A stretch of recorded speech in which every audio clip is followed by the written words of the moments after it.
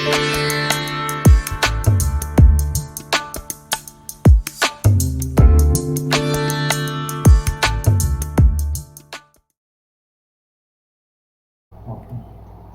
that we already have.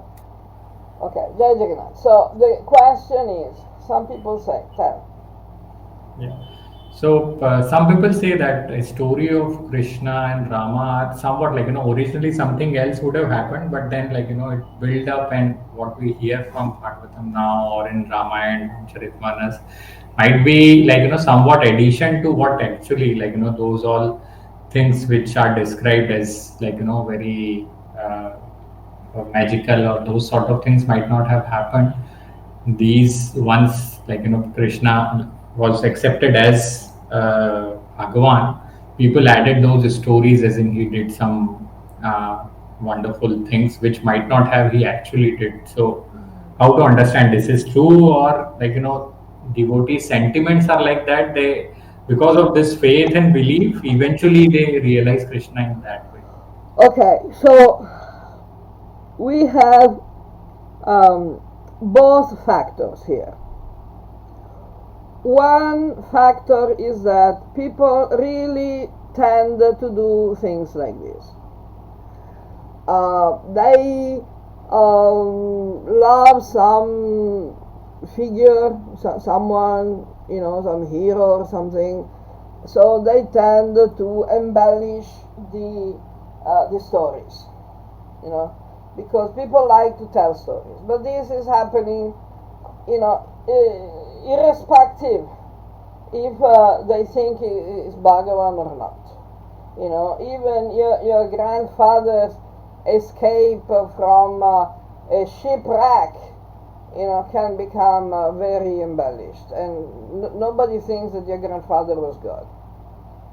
So, there is a tendency to embellish, which is, okay. Now, the point is, the perspective of Vedic knowledge doesn't worry about history. Now, the Abrahamic-based traditions, like Abrahamic religions, post-Abrahamic ideologies, try to give a lot of importance on the historical facts, as if the historical facts could validate the teaching. Means people ask, says who? When someone says you must live simply, in simplicity. Then someone says who? And then one say, oh, Jesus Christ, because he's God. And why is God? Because he was walking on the water, he was doing a lot of, very exceptional stuff. Now, this is not the Vedic approach. The Vedic approach is exactly the opposite. The person is considered extraordinary not because of the actions that he made, we can call them miracles, but because of the teachings that are exceptionally valid in themselves. Now, here we have a fundamental difference between the concept of God in Abrahamic and post-Abrahamic, and anyway, not in the non-Vedic cultures, as any entity that is more powerful than the ordinary living human being. So we have foolish people that say that Ravana was also God. So we have not only Western people such as Enrico Baccarini, but also their Indian counterparts such as Kavya Vadadi and company, and even the famous, Praveen Mahan, who is he's a good guy. But, The point is that they have a very materialistic idea of the concept of God. They think that God is simply someone who is more powerful than a human being. You know, it's a separate entity. So you have the Indian gods, the Greek gods, and people are trying to make comparisons if this is the equivalent, this is the same kind of idea. But they're not separate from the other gods in the same system. So, it is said that Surya is the eye of Vishnu. And the avatars are just forms of the same personality of God. So they're not different from each other. So it doesn't really they don't start to exist at a particular point in time, and they don't cease to exist in a particular point in time. Now we know that the devas do, but not their ontological existence. Like there has always been Surya. Could be a different person, different jiva. Indra can be a different jiva. The Adityas can be different jivas. All these different positions. Brahma can be a different jiva. All these different positions these positions can be covered by different jivas in different cycles of the universe. But the ontological position of the deva, like the sun, the rain, the fire, they are always the same. Now, this permanent existence is defined as Bhagavan. Bhagavan is not a limited personality. Bhagavan is the personal manifestation of existence. So it's pure existence, pure consciousness. By definition, the avatar, the actual genuine avatar, is not controlled by circumstances. The genuine avatar perfectly controls the circumstances. So if we think of an avatar as someone who is just a bigger human being, or more powerful than human being, goes through the various circumstances of material nature and does something great, but he is still subject to material nature. And this is where the Vedic knowledge, Vedic science, totally separates from all the other ancient cultures. Because God is never subject to material nature. God is never born and never dies. Even the Atman is never born and never dies.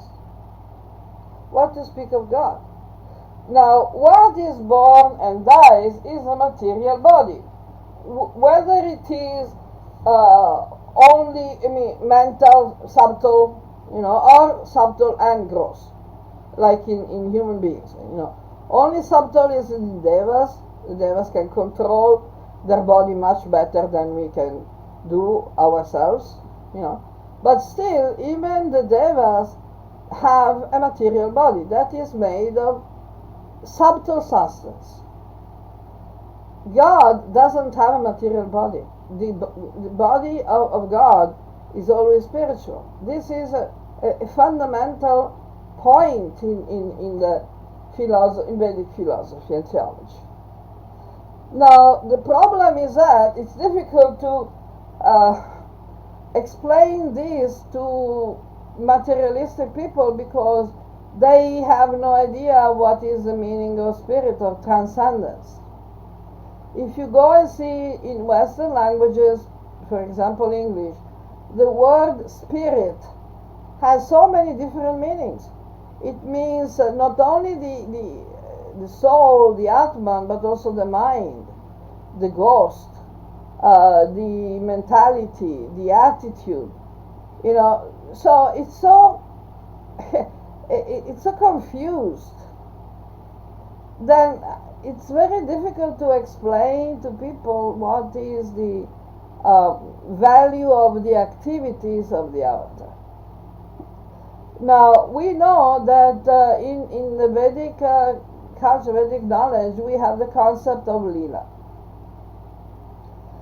Leela means play, like in theater. Now, the idea is that the Leelas are cyclical. They come in a cycle. Every day of Brahma, you have a theater program.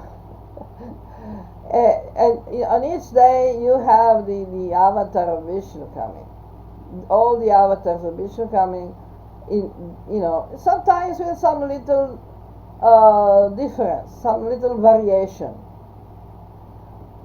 Just like you have theater pieces. So the script of the theater piece is always the same. It has been written specifically, deliberately, to convey some message, to demonstrate something. So it's not that by some circumstance, a special power, the avatar did something extraordinary. No, that was totally programmed. That was totally planned from the beginning. The avatar comes to do exactly what is planned. So, you see, the idea that the avatar was just a normal human being who did something extraordinary and then the miraculous story was built around it doesn't make any sense. Do you understand? Yes. Okay, so you see, in this perspective, it's difficult to explain these things to people who do not have any idea of transcendence. This is why the first step in all the Shastra is to realize that we are not the body. There is a difference between the Kshetra and the Kshetrajna. We are the Kshetrajna. We are the Atman. We are not the body. This is the first thing that Krishna tells Arjuna in Gita. We people keep taking birth and dying again and again, and at every time the body is different. We change body constantly, just like we change clothes. Even within one single lifetime, we change the bodies, because the body that you have when you are 2 years old is not the same body you have when you are 20 or when you are 90. It's a totally different body. But the person is the same. So who is the person? Now, of course, if this applies to ordinary, conditioned human beings, how much more it will apply to God. So the body of God is not a limited material body. God doesn't take birth. In fact, in Gita, Krishna says, Janma karma chame divyam evam yovetti tattvata. If someone really understands the tattva of my birth and activities and mission, it's not exactly a birth, it's a manifestation of something that is already existing, but at the non-manifested level. So when Krishna is born, he's not born like a normal child. can come out of the Vaki's body. That's not a problem. It's not a condemnation of ordinary motherhood, physical motherhood, like in Christianity. But the point is that as soon as Krishna is born, he manifests in the form of Narayana. Because at any time he can manifest any form. So the miracles, the story, extraordinary, exceptional stories, are actually, in this perspective, I believe they're totally realistic, but not because that person had some special powers, but because that person was not an ordinary person. Like we see, for example, people think, tend to describe as miracle or magic whatever they are not able to understand. Now, 200 years ago, what we're doing now would look like magic or a miracle.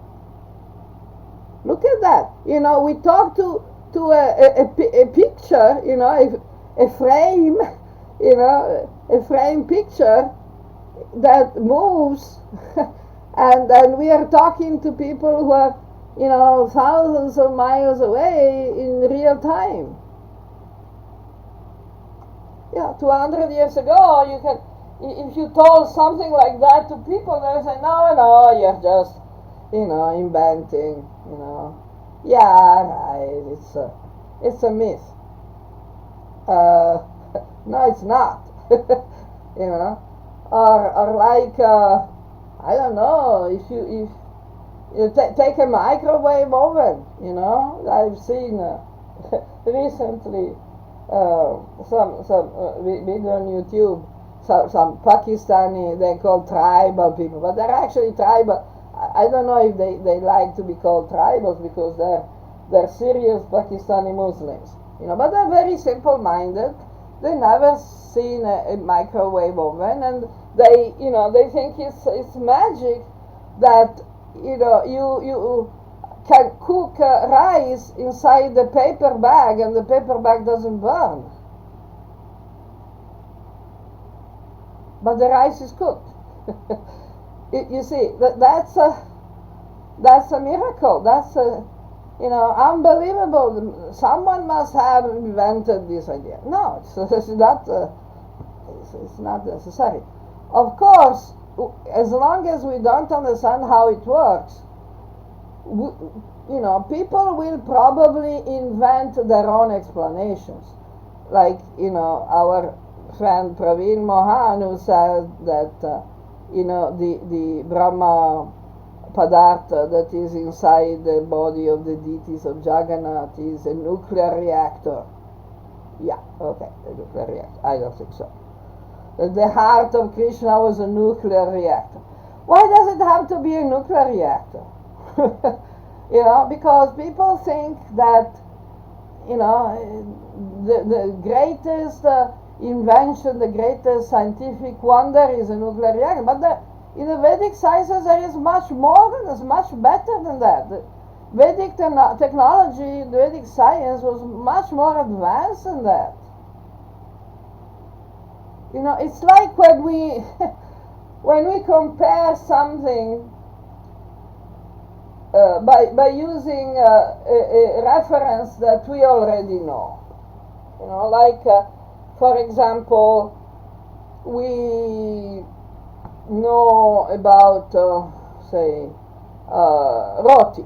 Okay, we are used about, to eat roti, chapati roti.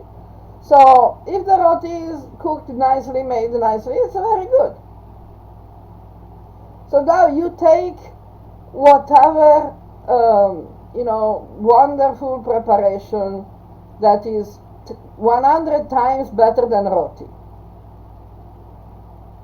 If the person who is tasting this new preparation for the first time doesn't have any other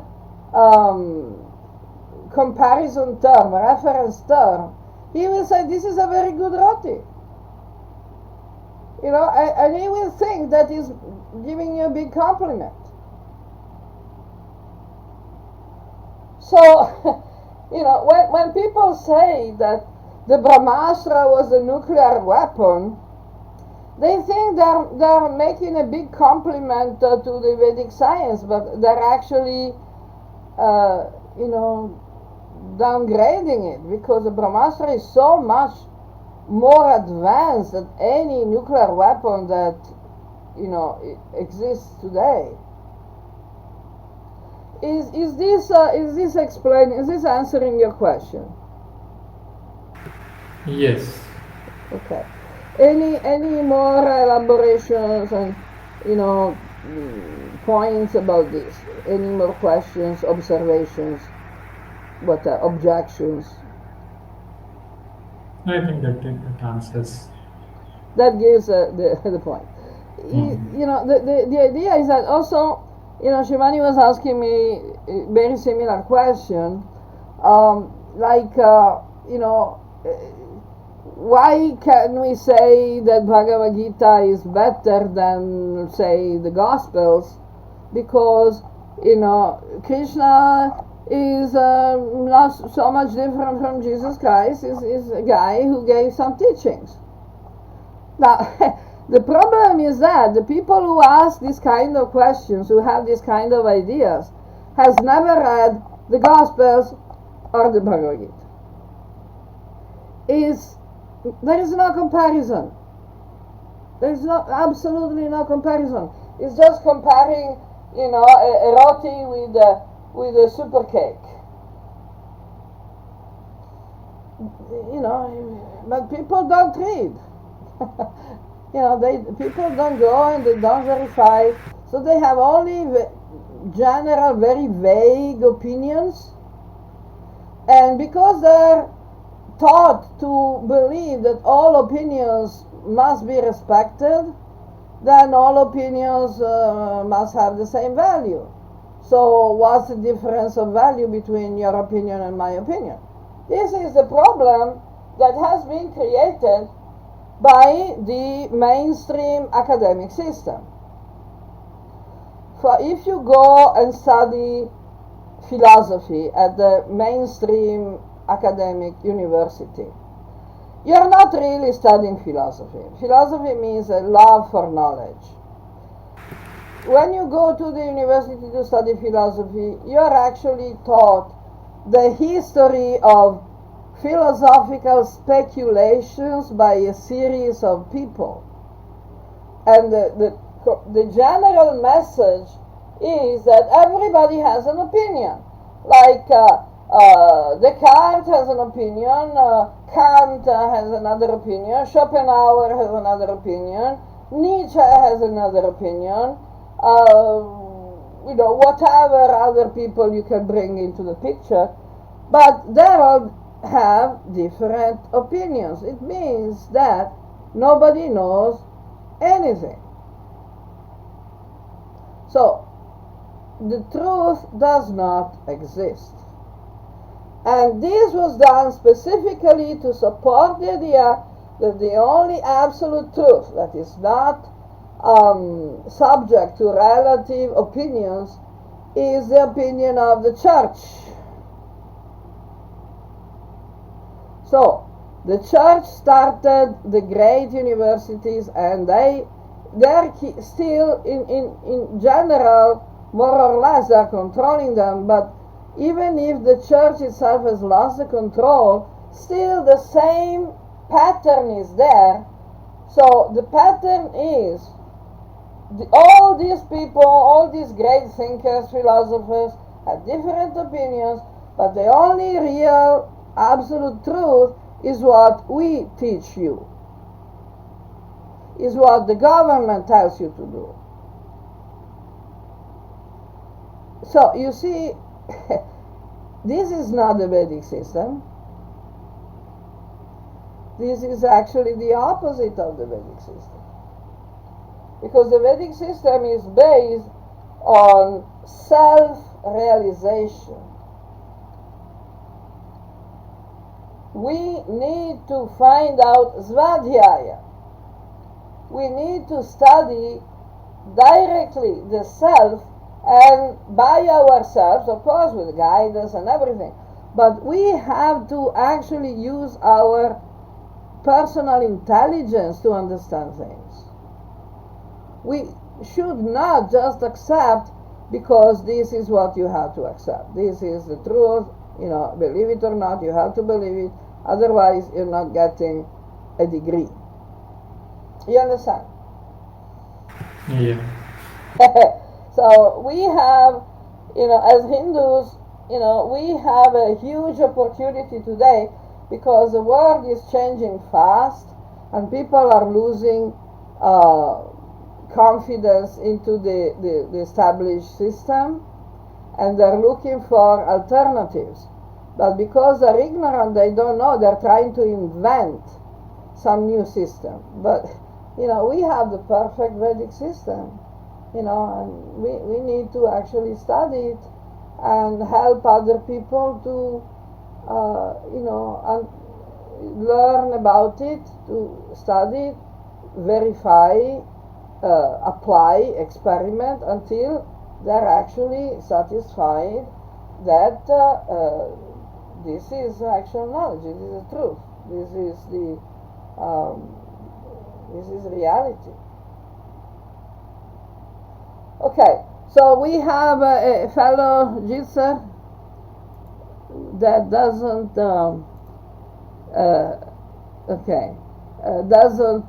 speak up. Who is that? Arunji? Namaste, Jai Jagannath. Jai Jagannath, welcome. Thank you for coming. No, I was listening fully, and I have got a little question and another aspect. Should I go ahead? Excellent. Yes, please. Okay. In the morning, I thought of knowing about Vaisheshika. Vaisheshika, yeah. But not today. Yeah, at least a complete day or 2 days required. Yeah. Your today's topic was a little bit related to Vaisheshika. Minimum knowledge I can say, because very things has been explained there. Since long I wish to know this Vaisheshika because I have not studied, and from you I can learn a lot. We can learn a lot. Okay, thanks. Okay. Next week or then as you say. Perfect. Yeah. And for today, actually, last week also, because last week your session was closed. Yeah, I had some technical issues. Since in the Puri, lot of activities going on, Jagannath Mandir and related to Jagannath. So I have one question. Question means I wish to know one thing. That if you know, there is one news magazine widely published here in India, the Ananda Bazar Patrika. Mainly it is published in Bengali version. So it is Ananda Publishers publication. From these 5-6 years back, I studied one Sunday special report on Jagannath ji's history. So it was told, very short, I will tell you. You will tell me the correctness or whatever it is. In very short, that when that Vyad who killed Lord Krishna, in Bengali it is said that Adivashi, that tribe. Jara, the hunter, fisherman Jara. Who was that? I do not know. Name I cannot remember.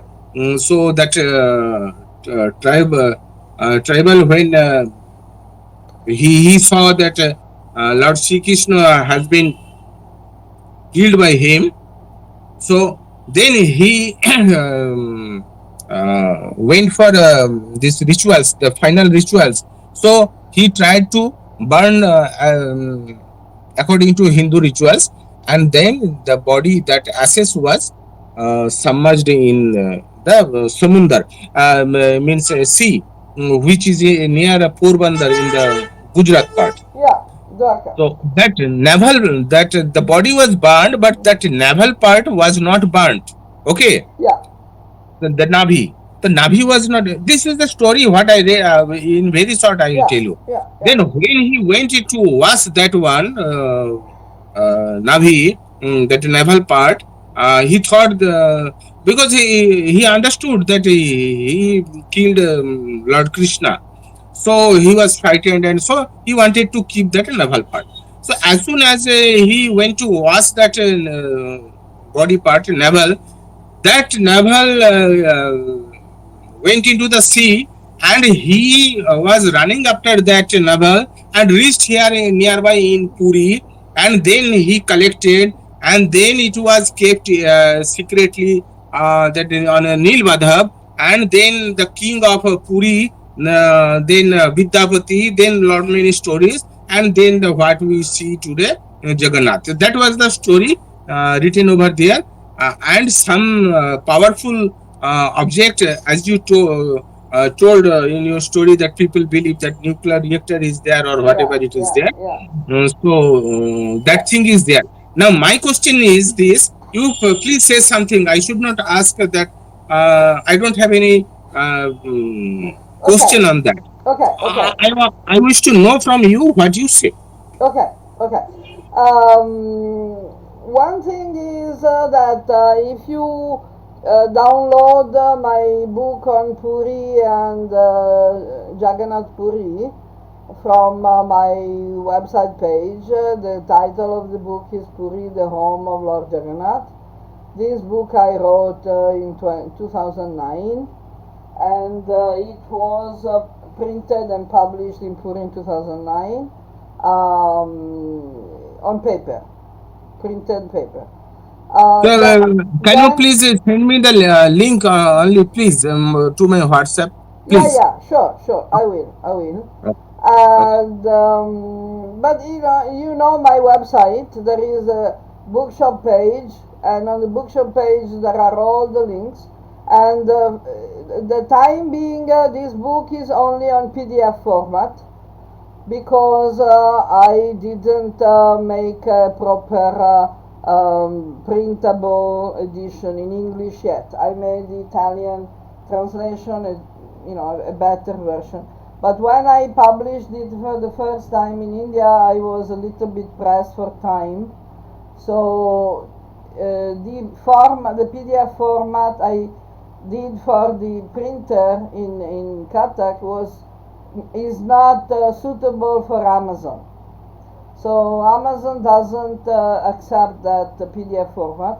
So I would have to reformat the whole book, and it will also give the opportunity to do a lot of editing. So I didn't do it yet. But there is some part about this story, about the origin of the deity of Jagannath and everything. So you can have a look at that. Now, the story of Krishna's disappearance is told in the Bhagavata Purana, the last part where it describes the Moshala Lila, the disappearance Lila of Krishna, Balaram, and all the Yadus. And but there are not so many details, except for the point that the arrow that killed Krishna was coming from an iron mace, iron weapon that it was called Moshala. Moshala is one kind of mace or club, that is used in fighting. So the Moshala Lila is the Lila of the mace, by which at some point the time for the Yadu dynasty, the use of the Krishna Lila was coming to the close, the mission of Krishna was coming to the close. So Krishna organized the disappearance, his own disappearance, and the disappearance of the entire Yadu clan, and the disappearance of Dwarka. So the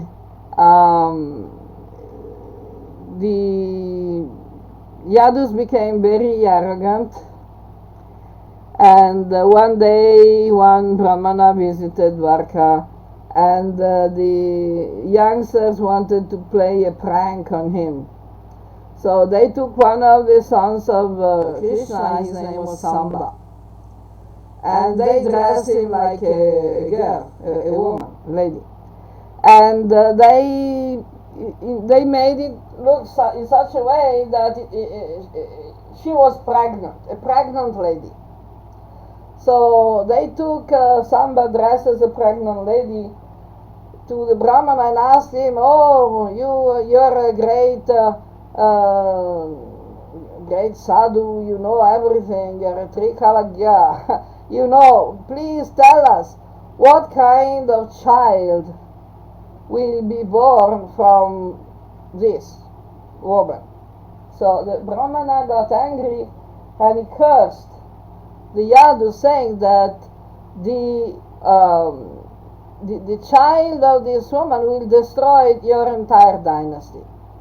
And in fact, Samba, practically speaking, he started to feel, and he delivered, he expelled iron mace, this type of weapon. So, because Krishna has already decided that this was the way that everybody had to disappear from the planet, he didn't want to, change the situation, so he left home, he took sannyas. And so all the youngsters went to grandfather Ugrasena, who was still alive, and Ugrasena was still a king. Ugrasena told them, okay, let's grind this weapon to dust and throw it in the ocean, so it will be the danger will be eliminated. But this is not how you solve the problems, because the last piece of when you grind some iron, you cannot grind it completely. You just are left with a little bit of piece at the end, little piece. So the iron dust was thrown in the ocean, and the waves, the ocean threw it back on the beach, and created lots of very hard bamboo.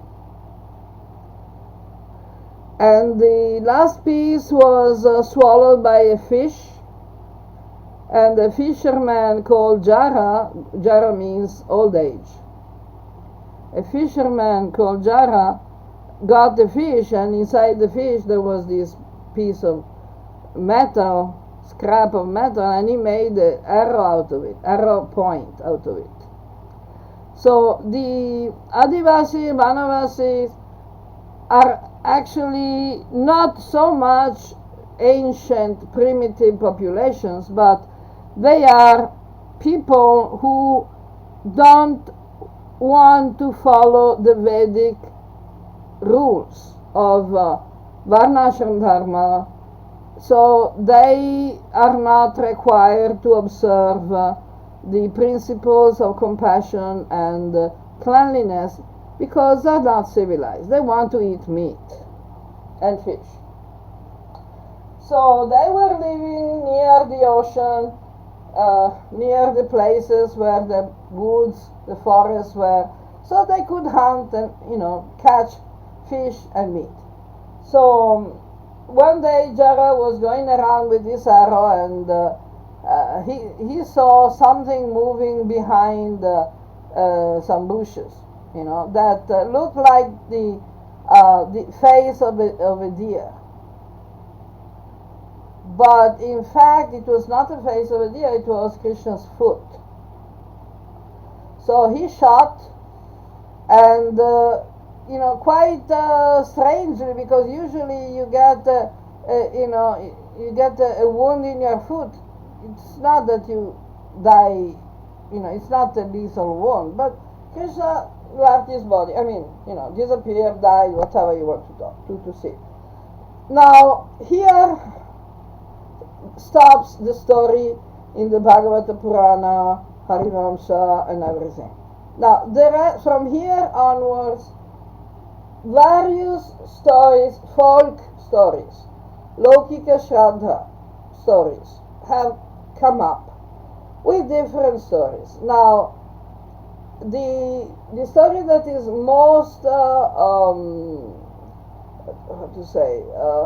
popular in Puri is that the Pandavas made the funeral for Krishna.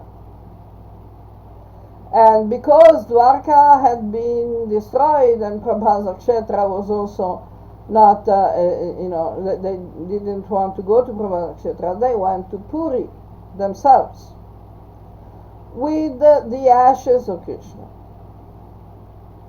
So, according to this tradition, the Pandavas did the funeral for Krishna and collected the ash and all the pieces and whatever, the bones, like usually, you do when you have a funeral. And then they went to Puri, because Puri is also a very famous place for Karma Kanda, Purva Mimamsa. Lots of people go, a little bit like a Varanasi, like a famous place.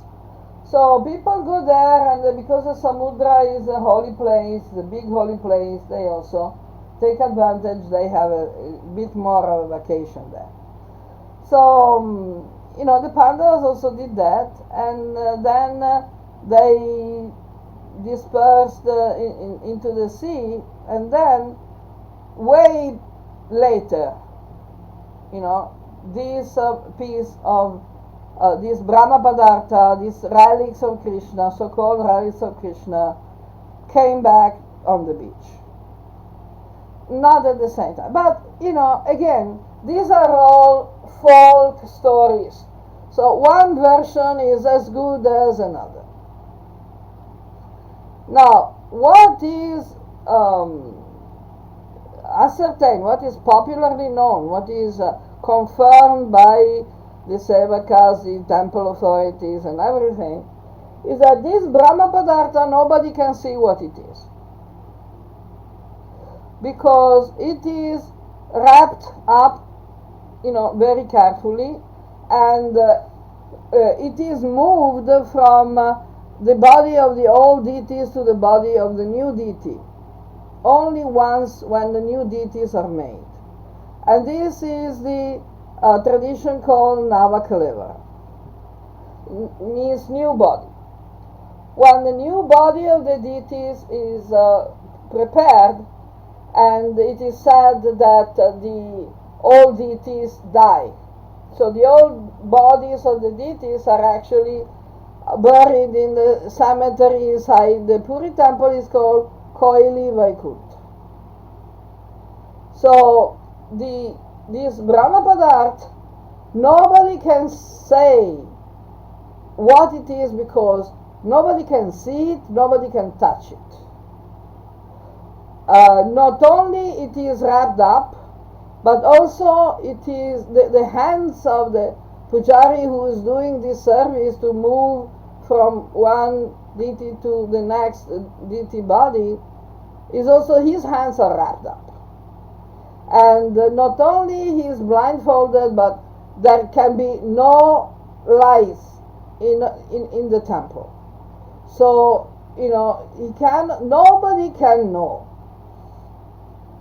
So, of course, given this situation, lots of people are speculating what it is, because people are not, people are curious, It's not enough to tell them you cannot know. You should not know. They are trying to make up stories. So one story of another story or another story, there's not so much difference actually. The actual point is that this Brahma Padartha is specifically a symbol of the continuity of the identity of Jagannath. Because when we worship a deity and we, meditate, contemplate a deity as an actual person, when the body of the deity becomes old and damaged, like in the deities that are made of wood, it's not good to just throw away the deity, do the visarga and do the prana pratishtha for a new deity. Because people don't feel the continuity. And it doesn't follow the human lila that they want to see in Jagannath, the Jagannath lila. Okay, so Arun disappeared. So what happened is that the Brahma Padartha is moved from one deity to the next, just like the Atman is moving, or a human being is moving from one body to the next. So is that clear? Any question? I think Arunji left, maybe. Yeah, it disappeared, but anyway, okay, we gave the explanation. Next time we talk about Mahamaya, Yogamaya, and the Vaisheshika philosophy. Probably he had to go because I think he came back. Arunji. Yes, I was automatically disconnected. I do not know why. Okay. So again I re-entered. Please continue. I am listening carefully. Excellent. So until now, up to which point you got? You have any other questions regarding this point? No. So far I have no questions. So so Okay. far I was just listening carefully. Ultimately, I will ask one thing. That is sufficient. You please finish it. Well, there's not much to finish. The science, as I was saying, during the Navakalevara ritual, that is happening at the particular astrological all these things I know because I was posted there for 3 years and I have visited otherwise also several times. So I know that story I told you. So people say that naval party is still there. Do you agree? Only yes or no you can. It could be. I said that, what I was saying is that nobody knows. So, they can make... Nobody knows. So that is Brahma Padartha. So that is Brahma Padartha. And hands are tied and all these things that I know. So, how can we say what it is exactly? It could be. It could be. So something is there. Something is there. Nobody knows. Definitely something is there. Also, because the deity of Jagannath was, there were periods in which the deities were lost. Okay. There was a very long period after the Pandavas, like for example when there were various invasions and everything. So you probably have heard that Maharaj Yayati Keshava Yayati, he was re-established the temple of Jagannath together with Adi Shankar. Okay. So Adi Shankar went to look for the old deities of Jagannath that have been buried under a banyan tree. And of course, because the deities were made of wood, they were totally crumbling. So Adi Shankar and Yayati Keshari organized for new deities to be prepared and installed. It is they are not saying whether Adi Shankar went to find the Brahma Padartha, found the Brahma Padartha in that place. But we know that Adi Shankar sent a disciple to Nepal to get a lot of Salagram Shila. So some people say it's a Salagram Shila. Acha. Salagram Shila is also there, some people say. There some people say it's a navel of Krishna, some people say, many people can say different things. It is possible, because just like, Krishna was playing the part of a human being, he could have left something behind. But, this thing of the navel of Krishna sounds very much like a Buddhist idea. Then there must be some motive that Bhagavan has kept this. So for future, it must have some purpose. I know. Some purpose. But or maybe not, because you see, the Buddhists are particularly attached to body parts as relics. This is not usual in the Vedic system. Yes. Because, it's more like a Buddhist thing, and especially a Vajrayana Buddhist thing. Because you see, in Vajrayana Buddhism, they use like these Kapalika, cups, with the... So there is a lot of stuff that is not so linear. There are lots of developments during the centuries and the thousands of years. If Krishna appeared 5,000 years ago, we had 5,000 years of so many things happening. And you know that Buddhism actually started in Orissa. Yes. Because Ashoka became a Buddhist in Dhauli, when after the Kalinga war, so he became a Buddhist, and then he created Buddhism, much like Emperor Constantine created Christianity. So, this idea of a relic of an actual body of Krishna, sounds a lot like Buddhist. And the Buddhist idea is coming from a particular tantric branch of Hinduism, that is the Kapalikas.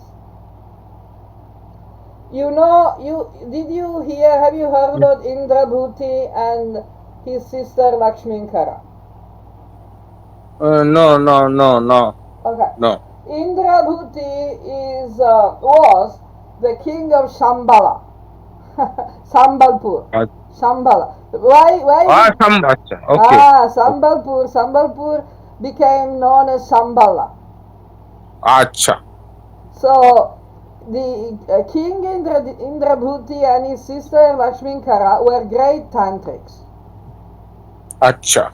They were very good tantrics, very deep, knowledgeable, mystical tantrics, and they took up Buddhism from some kind of beginning. We don't know exactly in which period, but definitely not much later than the Buddha himself. So the son of King Indrabhuti was Padmasambhava, which is the main guru of the Tibetan Buddhism. So, actually the Buddhism, especially the Tibetan Buddhism, started in Orissa. So, I believe that, Buddhism in its first manifestations took a lot from the culture of Orissa, and the other way around. So we know, everybody knows, except you cannot say it on TV because otherwise they get angry with you. But everybody knows that Jagannath was worshipped by the Sabara Vishwavasu. So Jagannath is matter of factly recognized as having very strong tribal roots. So this is why they probably connected the story of the tribal hunter fisherman Jara who killed Krishna, and then he became a sort of precursor for the Sabara Vishwavasu in the story of King Indradyumna. You see, the same archetypal characters appear again and again. Again, as we said before, the Leela of God, of Bhagavan, have a special significance that is not so much an historical significance. Because really, what is the big difference if something happened in one way or in another? The point is how the core teaching, the core issue is remembered and presented for the benefit of everyone. So it is a benefit of everyone that people think, meditate on Jagannath as a real person, what they call a real person. I mean, a person they can actually relate to. A person that, lives and dies and is reborn, and, you have a funeral, you have a birth, and you have, he gets sick, like, for example, this period of Anavasara, which is going to finish on day 1. We have the Ratha Yatra. Okay, day 1st July. So, before that, Jagannath goes into seclusion for 2 weeks, and he develops fever. He develops fever. Exactly. The people say he's sick, but yes, apart from the fact that he's a deity made of wood, but also how God becomes sick. This is a lila. This is a symbolic story that is meant to attract devotees, to help the devotees develop a deeper love for Jagannath. So here we can insert your question you wanted to ask about Yogamaya and Mahamaya. This is Yogamaya. It's illusion to think that Jagannath gets a fever. Because in fact what happens is that because the body of the deity has been affected by time and this and that, then it was washed in Snana Yatra, and then it has to be repaired and repainted. So, why, tell the story of the fever? Because the story of the fever is so much more fascinating than repainting the deity. You understand? It doesn't have to be an historical fact. Because on the spiritual level, Jagannath is enjoying his being sick. It's all a lila. Just like Krishna enjoyed the fact of being killed by Jara. Because it was a lila. He gave the opportunity to people to, be fascinated by the lila, by the story, by the teachings, by everything. You understand? Yoga Maya is one kind of illusion, but it's a good illusion. It's not false. It's not falsity, because it doesn't create problem to people. It actually gives happiness to people, gives happiness to Bhagavan, it gives happiness to people, because everybody, we are all parts of Bhagavan. You understand? So it's a lila. The concept of lila is something that is not clear to mainstream academics. And it's such an important concept. So what happens is that during the Anavasara, there are 15 days that Krishna, Jagannath is not visible. So instead of the main deities, the darshan is with the Patadiya, which means the paintings of Jagannath, Baladeva, Subhadra, that are respectively Krishna, Vishnu, and Shiva, and Lakshmi. These are the same paintings I have. When I left Puri, I took these patadiyas with me because we were worshipping these patadiyas during the Anavasara for our Jagannath. Then we had to, dismantle the temple because it was damaged, and we couldn't keep the deity. We kept the deity in another temple. And we were left with these patadiyas. Patadiyas usually they're not worshipped again. After Visarga, when the deities come back to the altar, the patadiyas are given away. They're uninstalled and given away. So I kept these patadiyas and I'm keeping them on the wall in my room, and it's beautiful because I'm always sitting with Jagannath. But when you sit with Jagannath, the deity is not usually moving around, talking and everything like we expect in ordinary relationships. But you can still talk with them. They can still talk back. They can do so many things that people think that they were mythical or miracles or invented stories. I can tell you so many incredible stories that happened to me personally during the several decades, because also for some period I was directly engaged in DT service. And I'm telling you, the deities can do pretty weird things. Like, for example, deities can become more fat or lose weight. And people think it's not possible. It's a statue, it's like a brass statue, how can they lose weight, become fat or thin? Yeah, they do.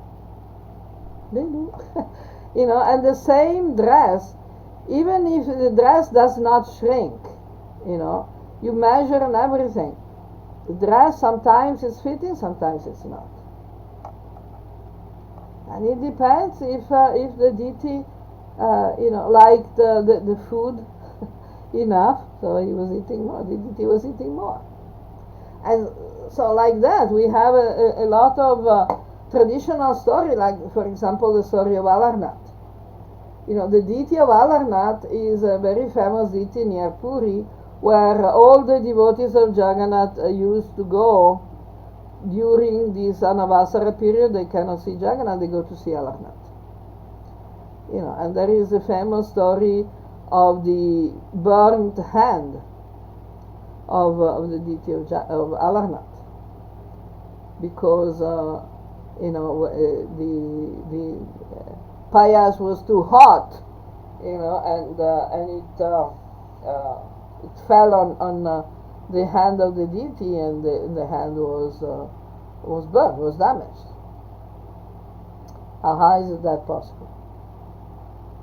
It's stone, the payas can never be so hot or so staining as to actually leave a serious sign, damage sign on the deity. So we cannot explain physically according to a physical material